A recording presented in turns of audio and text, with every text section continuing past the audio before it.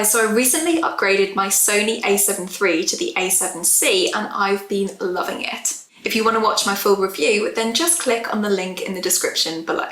As with all cameras, you have the option to purchase a kit lens, which is usually just a fairly standard, basic, everyday lens. Now the kit lens for the Sony A7C is actually a 28 to 60mm lens. Now Sony wanted to make the A7C a compact camera, and they also wanted to bring out a brand new kit lens to match that. As far as kit lenses go, especially on a full frame camera, this thing is tiny.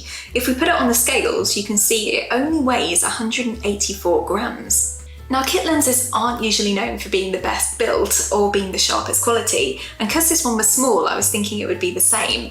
But after watching a lot of reviews online, I decided to give it a go. Now, do I regret my decision?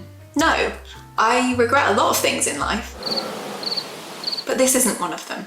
It's sharp, it focuses well, and it also has a mid-range zoom to cover a lot of different situations. The only downside to it is that it only opens up to an f4 at its widest focal length. And that goes down to f5.6 as you move through the range. Now what that means is you're not going to get as much of a blurry background as if you were using a lens that goes down to f1.8. So for example, if you want super cinematic shots, then you might want to look at other options. But as a lens for vlogging or say family holidays, this is going to be perfect for what you need. So we've just switched over to the kit lens now, and you'll notice that we have lost a bit of that background blur, but we have the autofocus still, and it's still tracking my face and working flawlessly. So to show you the difference between using the kit lens and a prime lens, I've gone out and shot some comparison footage for you to take a look at.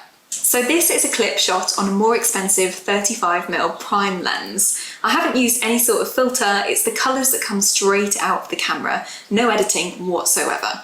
This is the exact same shot but using the kit lens set to 35mm. Again, there's no editing whatsoever. This is the shot that comes straight out of the camera. The quality here is amazing, and to be honest, I can't really tell the difference. So this is a shot with a 55mm prime lens, and this lens happens to be known for how sharp the image is. It's an extremely good lens. Now let's compare it to the kit lens set to 55mm.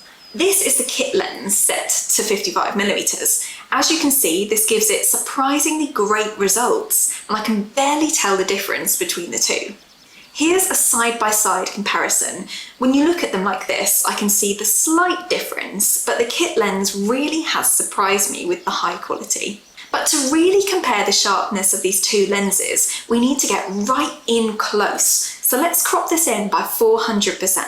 Now this really is incredible. You can still barely notice any difference. There's such a high level of detail coming from both lenses. You'd expect it from the 55mm, but you'd never usually expect it from a kit lens. So let's take this to the extreme and crop it to 800%. Now obviously you never crop an image in this far, but surprisingly the kit lens is still holding its own.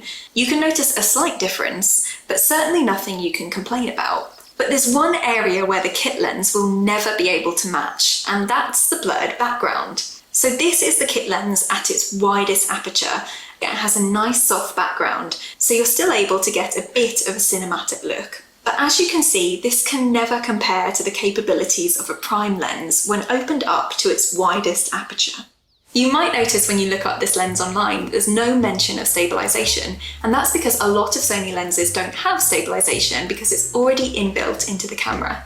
Stabilization is really important, yet it's still something that I have failed to achieve in my personal relationships. All in all, this lens is great value for money and well worth having.